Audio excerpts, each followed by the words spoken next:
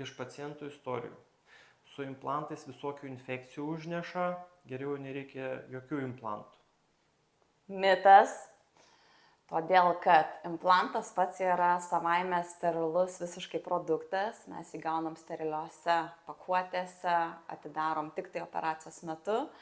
Operacijai, kiekvienai operacijai ruošiamės laikantis visų aseptikos sterilumo reikalavimų, steriliai pasiruošiam visą operacinį darbinį lauką ir tiek.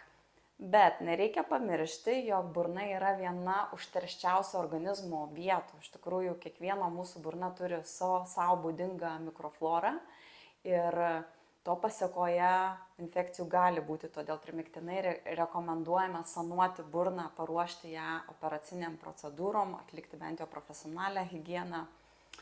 Ir kitas momentas, ką daro imunitetas. Taip, imunitetas netostogauja, o irgi ginasi.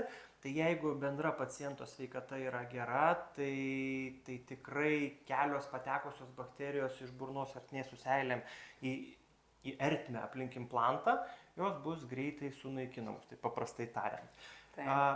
Galim tiesiog pasakyti, pagal medicininę statistiką, procedūra yra sėkminga, kuomet jinai yra 95% sėkmės.